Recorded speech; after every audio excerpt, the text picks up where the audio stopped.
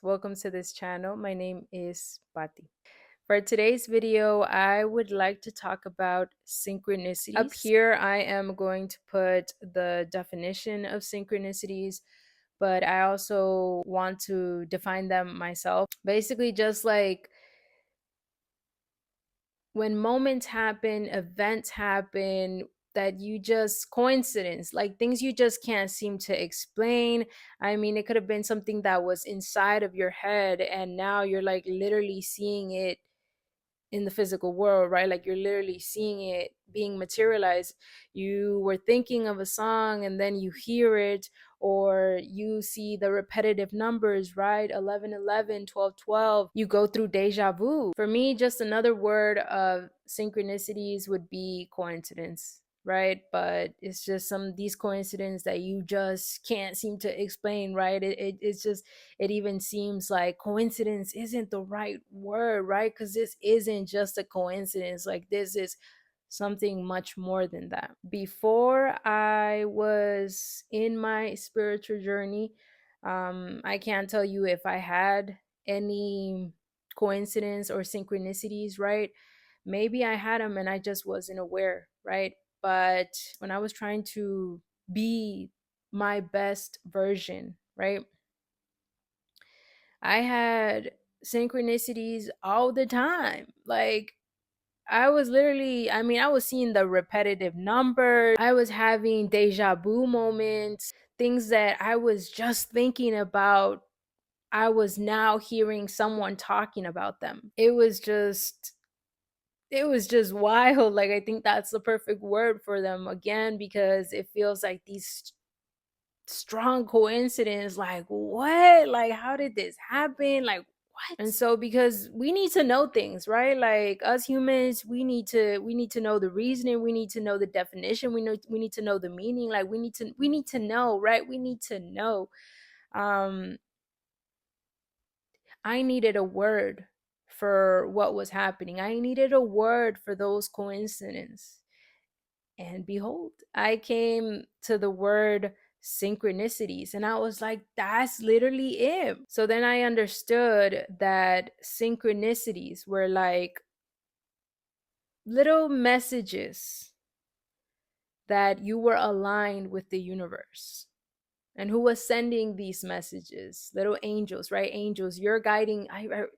What are they called? Guiding angels, not guiding angels. Spirit in what was the word, your spirit guides.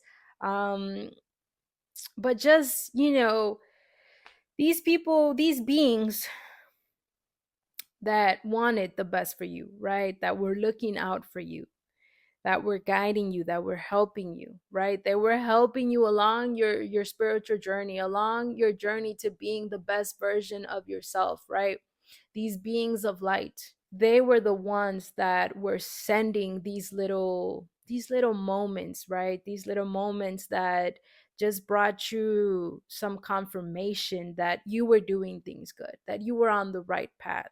I remember when I found out about these spirit guides, um or angels, I can't remember. I believe it was just angels or spirit guides, but these beings of light that were trying to help me. When I found out about them, I was like, that explains everything. That explains the synchronicities. That explains how I've always just felt like protected, like everything is gonna be all right. I've always just felt this, like, I don't know, reassurance. I don't know, this like underlining, right? There was this like reassurance, like that. I don't know, everything is that's it as it should be in my life, right?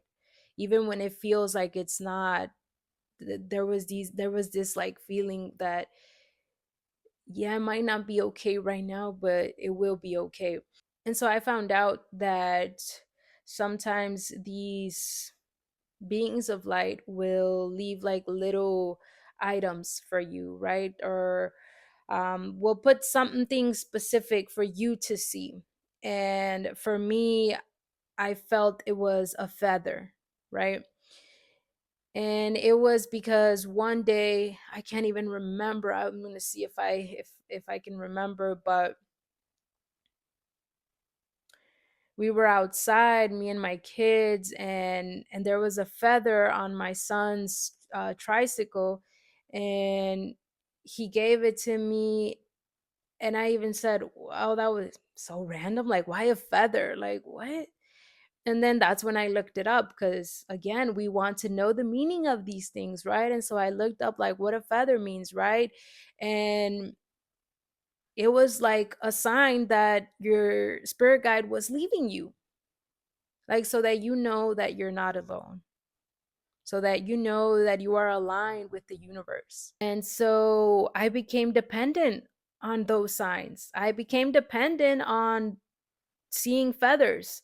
I became dependent on seeing the numbers. I became just dependent on those things. I needed confirmation for everything that I was thinking of doing or thinking of saying. And I was asking these spirit guides, these angels that wanted the best for me. Like, I kept, seeking them, and I kept calling on them, and I kept asking for signs. I want to talk to you guys about this one specific moment. I've mentioned this before, but in the past, I have always looked for confirmation, for knowledge, for understanding, for wisdom, um, by searching it on Google, by searching it on YouTube, right? Like, anything that I wanted to know, boom, like YouTube, open up YouTube and type in, what does this mean? What does it mean to be a being of light? How do you call on your spirit guides? Like, I was just like desperately seeking for answers, desperately seeking for the truth. And I remember coming across the tarot card readings, and I was like this is so cool. Like, because I thought, the tarot card readings was only like, by going to like a physical place, like going to some place and getting your cards read, right? But I could watch a video, like I could just pick up, I could just watch a video, and you're gonna tell me my future. Like, what? Like, you're gonna know what I'm like, what? Yes, like, sign me up, right? Because I was thirsty for that confirmation. I was thirsty for that knowledge. I was thirsty for that wisdom. And so the instructions for those tarot card reading videos was that, they would set out a couple items in front of you, right? Four crystals in front of you, and you would select one of those, like the one that it caught your eye. You felt drawn to it immediately, right? And then you just, fast forward to when they mentioned that one crystal, and that was your tarot card reading, right? And then I depended on those tarot card readings. But anyways, the one specific moment I want to talk to you guys about is that in one of those readings, it mentioned three blue orbs, three blue circles. I felt like, yeah, you know what you're talking about, right? Like, you are spot on with everything you said in that tarot card reading. Like, yes, right?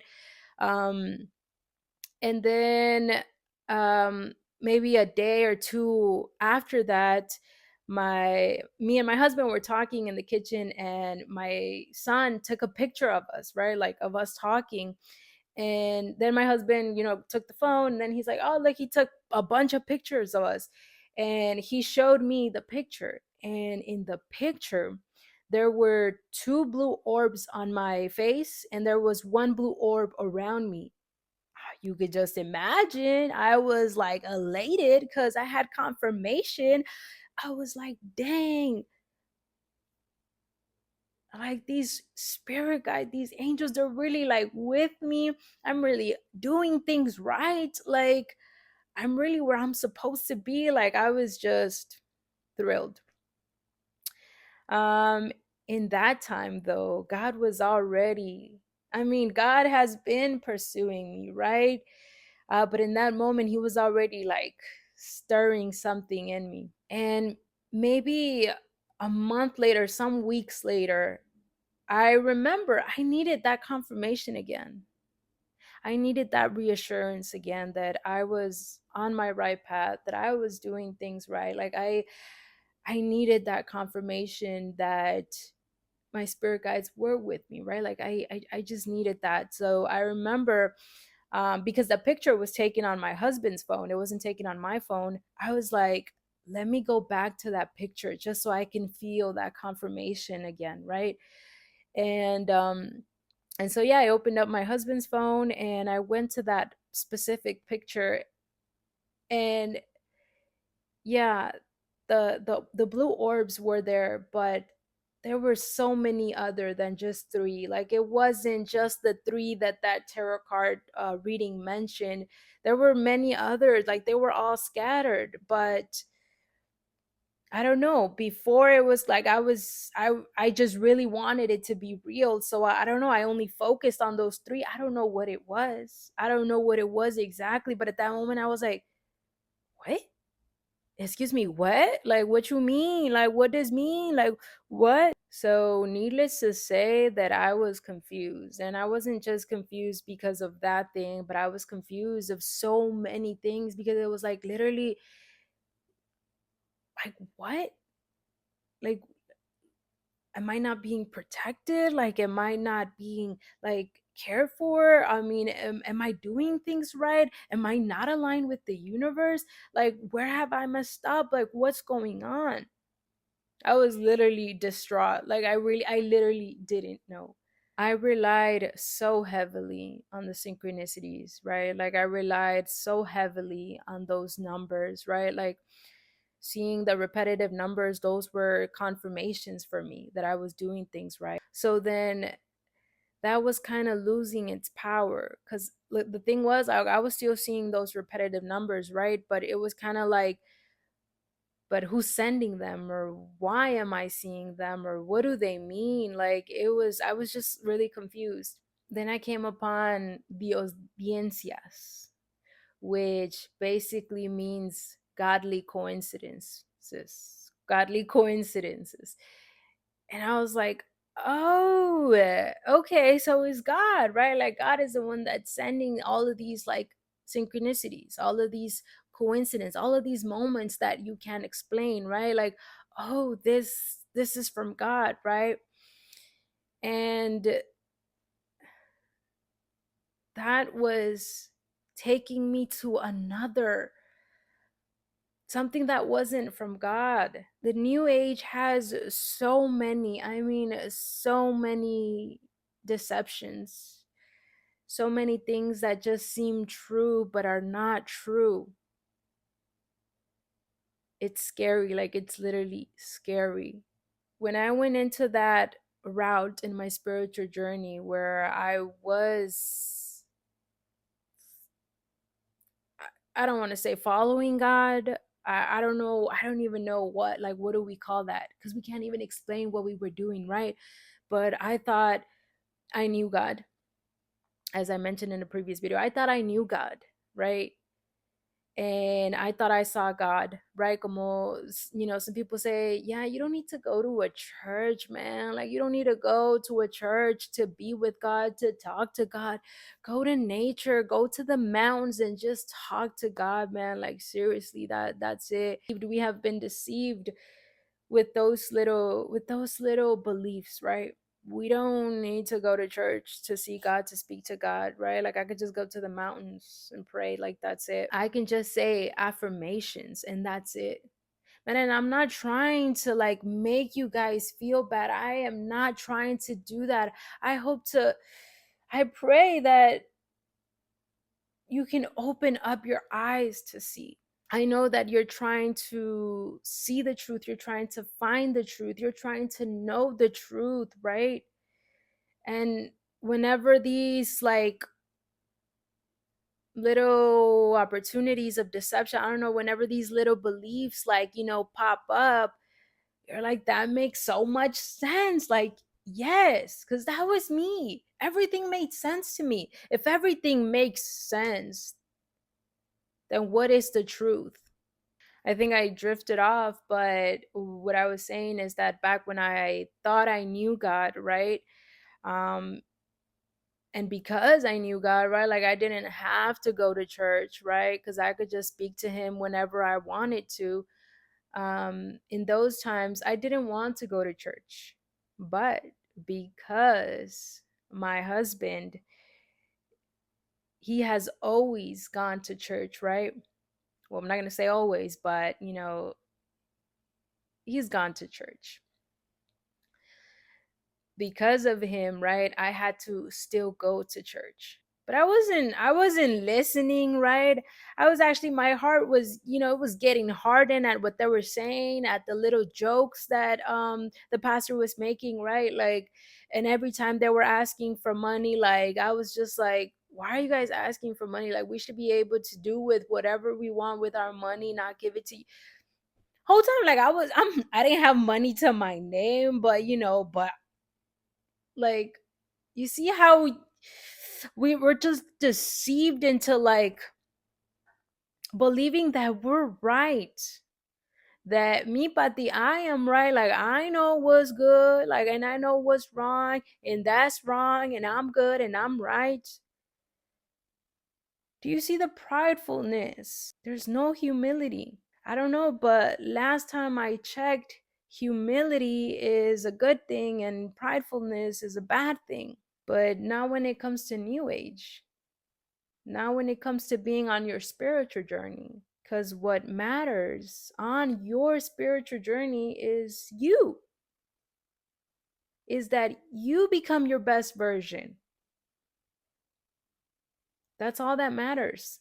So then why are you in a world with so many other people? Because it's mask, right? The the message is, yeah, no, I'm trying to be better and I'm trying to be my best version, right? Because I'm thinking of others, because I want to help others. But then why is New Age telling me to block people? Why is New Age telling me to not speak to that person? Why is New Age telling me to stay away from these people? Why is New Age telling me that all that matters is my peace? That same people that you need to stay away from in order to maintain your peace are the ones that need help. Those are the people that you need to help, because that's what you want to do. You want to help them. You want to help. You don't want to help the ones that are good, because then they don't need your help. You want to help those that need help. But how can you help them if New Age is telling them that you need to stay away from them? Honestly, all of that, it crumbles. It crumbles on its own when you really start to think about it, when you really start to like question these things, they start to crumble. It starts to crumble because, I mean, that's what happens. That's what happens with a lie. How many of us have lied in the past? It's not a fun thing to do, right? Because it's literally like, I mean, we're sweating and panting. No, yeah, I went there. Wait, what do you mean you went there? If I, no, oh, yeah, it's because what I was saying is that first I went to the other place and then but what do you mean? Like, at what time? Oh, oh no, first I went to the, yeah, no, and then I did that. Oh no, it was like 5, I think. It's exhausting. It's so exhausting that ultimately, like, it will crumble. The lies will crumble. The lies will fall, and the truth, you will be able to see the truth. To finish up with this video, I don't want to say that you are aligned with the universe. I don't want to make those statements. What I do want to say, though, is that God is above all, that God knows it all, that God sees it all, everything. Nada se le escapa. Nothing. He knows it all. He sees it all. Like, I don't know how much I can stress that, right? He made you. He created the heavens. He created the earth. He created it. He created all that you can see and all that you cannot see, right? So because he created you, he knows you. And he knows you intimately. He knows your thoughts. He knows what's in your heart. He knows what you are about to say before you even say it. He just simply knows it all. So he sees all that you are doing right now. He knows all that you are doing right now. He knows the motives, right? He knows your motives, your reasoning behind doing things. Like he knows all these things, right? And he still loves you. And it's a love that we cannot understand. We can't comprehend it. It is not a love from this world. It's not like the love you had with your high school boyfriend. It's not like the love you have with your now husband. It's not like the love of a mom or of your earthly dad, right? It's not a love that we see in movies, right? It's simply a love that we cannot understand. It is a love that we honestly don't know. It's such a great love. That's the love that he has for us. That is the love that he showers upon us. And another thing about his love is that his love is steadfast. Steadfast means unwavering. I love to use that word, unwavering, right? It doesn't shift, it doesn't move, right? I know some of us have done so many things that we are not proud of. We have made some mistakes. We have hurt some people along the way. We have hurt ourselves. We have been selfish and haven't thought about others. We have just been thinking about ourselves. We have just been living for ourselves. We have done things that we are now ashamed of.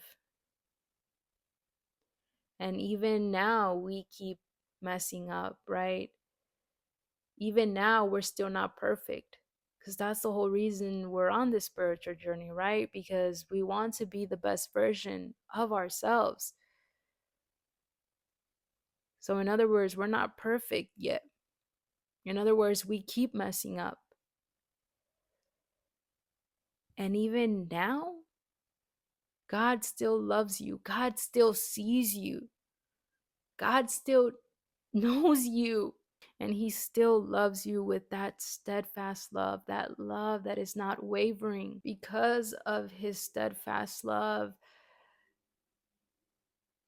he keeps pursuing you, he keeps calling you. I can't say that this is in the Bible, that at least I haven't seen it yet, where it's like explicitly says that God sends the repetitive numbers for us to see, right? Like as a way to communicate with us. But even now I still see the repetitive numbers, right? I still see 12, 12. I still see 11, 11, 11, 22, 11, 33, 444, 444. Like I still 222, 222. I still see these numbers, right? The difference now is like I don't depend on them, but sometimes God does lead me to open up his word with those numbers. For example, when I see 12:12, I am reminded of Romans 12:12, which says, "Rejoice in hope, be patient in tribulation, persevere in prayer." I like to think of it as that, as that when you see those repetitive numbers, is God calling you. I mean, just like when someone is calling you, right? You need a phone number to call, right? You need numbers, and God's word is just filled with numbers. I mean, every single verse is numbered, and the chapters, and I mean everything, right? And when God created everything, I mean, there were specific days, and those specific days were numbered. It was 7 days, 6 days that he created everything, and on the seventh day he rested from his work. He's an intentional God. He knows what he is doing. He uses wisdom. That's the God that we serve. That's what it means to know God. To finish off, I just want to read to you guys Proverbs chapter 1, verse 7. And it says, "The fear of the Lord is the beginning of knowledge. Fools despise wisdom and instruction." The fear of the Lord, it's not just that you're scared that you're about to go to hell, or it's not what others have told you, what the world has told you about God. The fear of the Lord is to know that there is only one creator, that there is only one God above all, that there is only one true living God. And he is above all, above everyone, above everything. That every tongue will confess and every knee will bow down to one God. And that God, our God, our Heavenly Father, He is the one that is calling you. He is the one that is pursuing you. He is the one that loves you. He is the one that would judge. I know many of us think that what we are doing is okay and right and true and good, but there is only one judge. That's the fear of the Lord, knowing that you don't know all the answers, you don't have all the answers, you don't have all the understanding and all the knowledge, then you won't ever will, because there is only one God above all, above everyone, about every single thing, every single being. One God, one true living God. For those of us that see the repetitive numbers, here is one for you. Proverbs chapter 1 verse 22. 122. How long, O simple ones, will you love being simple? How long will scoffers delight in their scoffing and fools hate knowledge? How long, O simple ones, will you love being simple? Romans 1:22, claiming to be wise, they became fools.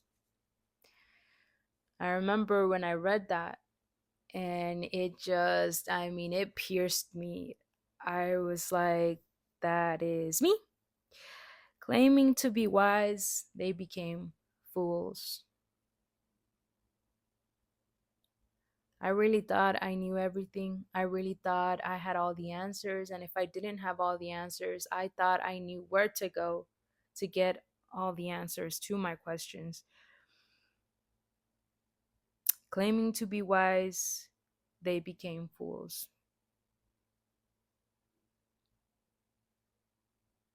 I was a fool. I was a fool. And even then, God still loved me. God still pursued me. God still kept calling me. And even now, where anxiety and insecurity and fears, they come at me, right? And I tend to marinate in them for a while. Even there, in that darkness, I cannot escape from God's goodness. I cannot escape from God. Even there in the darkness, I cannot hide from God. God keeps pursuing us. God keeps pursuing me. God keeps pursuing you with that steadfast love.